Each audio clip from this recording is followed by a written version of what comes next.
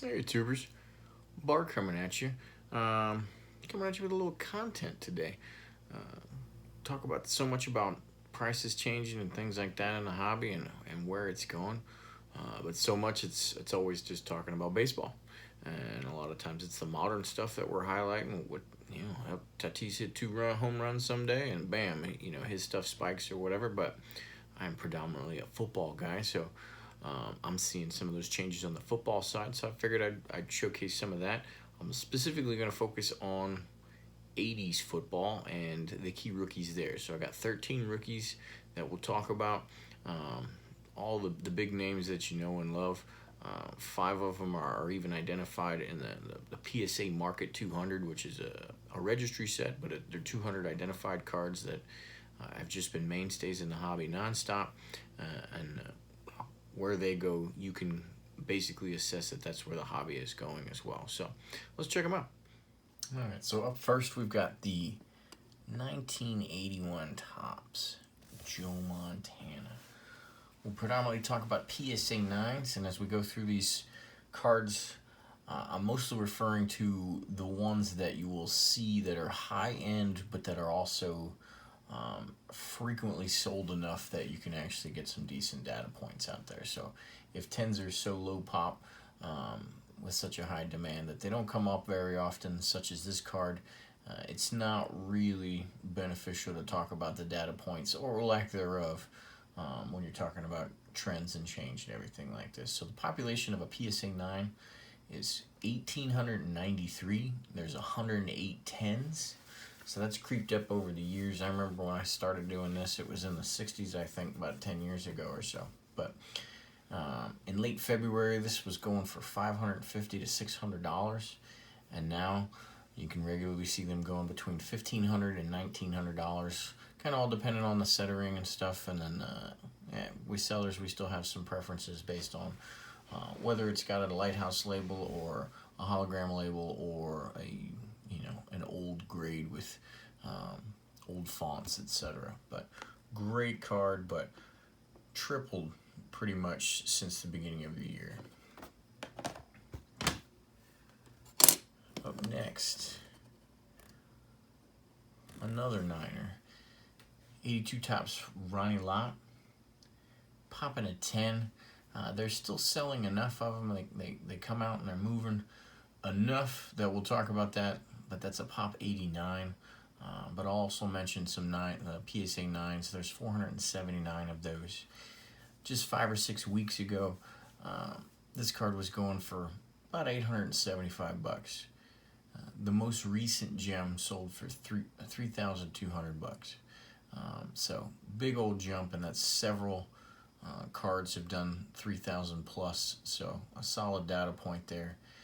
But the 9s are holding fast right around 125 to 150 bucks, which they've been at for a while. So if you don't have one of these and you're looking for a solid buy, that would be a good one to get after there as in a PSA 9. But great card, and sky's the limit currently. So I wouldn't even say it's X number of percent at this point. While it's tripled real recently, something that fast, you don't want to necessarily say that those prices are fully accurate. So we'll see if there's some hype in it or not, but awesome to see for some cards that we have.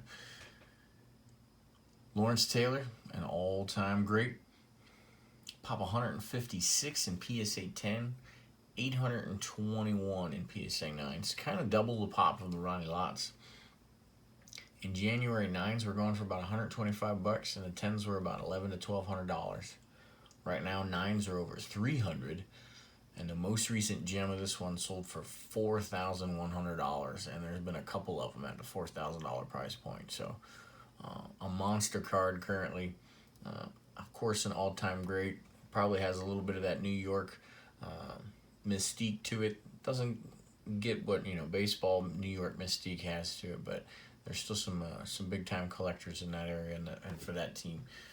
So pretty cool, and obviously he's an all-time great for everything in football. So no surprise on that popularity. Up next, Mike Singletary, 83 Topps. population in a 10 is 112. In a 9, it's 935. So this card was about $300 in January, and still right now it's only pushing about $500. So if you see one come up at about that price point, I think it's still a pretty good buy, and you can still, got some room for improvement there as the rest of these football cards start taking off in the 80s, 90s, and even our prisms and chromes are taking off. So solid buy for now, but still a 60% jump this year. Like the 81 Montana, this is another one of those PSA Market 200 cards where it's just always solid, always regularly getting traded, and always on the move. This is not a small population for PSA 9, 2,466, which I know for you baseball guys, you may think that's too big. That's pretty hefty population.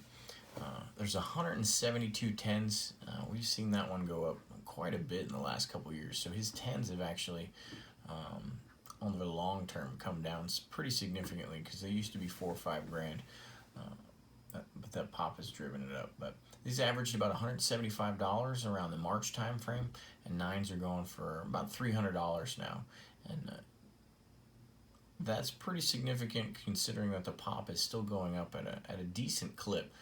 The population for 8s is huge for this card, but not too many people pulling these out of packs or coming along these and not sending it in. So as the population keeps going up, price is still going up too, but a decent buy at $300. Not to be outdone by Elway, the Marino from 84. Population is 3,557 in a PSA 9. It's about 30% higher for the 9s than the Elway, but more than double the PSA 10s at 380.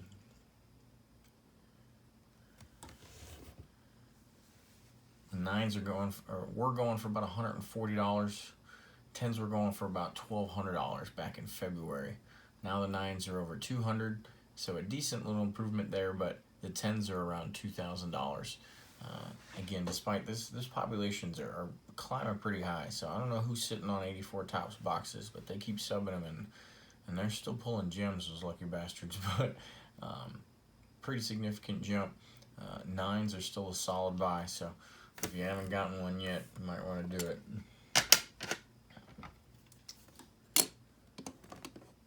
'84 Topps USFL. Here's the Reggie. And this one's a pop 419, but there's only 7 higher than this. Let's see if I can get that glare out of there.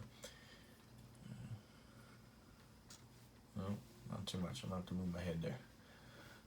9s were about $145 in January, and they're around $250. But the weird part about this is, while it's still a pretty reasonable price, compared to all the others that I'm talking to you about, despite this population report, they just don't come up a whole lot. Oh, my bad. I've been reading off that one was for Jim Kelly. So 9s were about $145 in January. Last 9 went for $326. Next up, another 9er. Stevie Young. Pop a 443 with 29 10s, which is crazy because, Jesus, it only seems like yesterday. It was probably 2 or 3 years ago that this was a pop 10 or less in PSA 10. So we were seeing some of the 10s go for like 20 grand. One of those hasn't popped up for a while, but that population report keeps climbing. But 9s for these were about $350 in February, and 9s now are around $450 to $500. But his 86 Topps, which I still don't own, even though I'm a Niners fan, you'd think I'd have that one. Since he's a Tampa Bay guy, I never came around to paying what used to be just $300 for forever. The last one of them sold for over $1,000. So his 86 is for whatever reason, been the card that's jumping right now. So still a decent buy at a PSA 9. Jim Kelly. bigger population of both the Reggie White and the Steve Young at around 651, and then 42 higher. Nines were $145 at the end of January. They're only around 250 right now, so still doing all right. But they don't come up very often, and I said a 42 population for PSA 10s, you just don't see them. So those are Buffalo Bills fans or something that are subbing those, and they are hanging on for dear life and never letting them go. So you really don't see those. If you're looking at, if you own the cards and you click on that hyperlink within your My Inventory PSA registry, it'll give you all of these data points, and it'll tell you what things have been selling for years on eBay.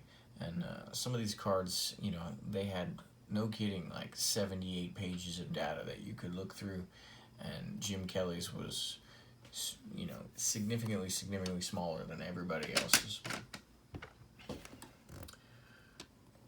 How can we do 80s football without the GOAT, Jerry Rice? Population of this one is now up to 1,016 with 57 higher. Nines were going for about $500 in January, February. The last two nines sold for $2,000. And a 10 recently sold for $34,000. So getting some of his final, just due, I guess. Well overdue for the popularity and everything. An iconic card for sure. But I will always argue potentially the greatest of all time there. 89 score. Big time football set for any years as far as how many people collect it and build it and everything. This is kind of the the equivalent in football of the 86 Fleer in basketball. So many key rookies, so many people are actually set building it on the PSA registry and everything else, which you just don't see a lot. Troy Aikman's got a population of 1,327. 10s were around $130 in late January. They're now going for $525. So on the rise. And that's, Aikman isn't necessarily one of the most popular people in the world either, as far as players and football lore and everything else. So that's pretty significant. Deion Sanders, population is 647, so half of what Aikman is. 10s were going for about $160 in January. There's been some decently significant variance in some of these based on appearance that they've sold recently, but they've been selling for over $600. And then last but not least, Barry Sanders. Greatest running back I ever laid eyes on. Population is 1,786 for this. This is football's version of the 89 Upper Deck Griffey. So always been a hard charging card, always a mainstay in the hobby. 10s were going for about $300 in January. They're now going between $1,100 and $1,200, and they keep moving up. So despite a big population report, and that's for football, that's a pretty big population.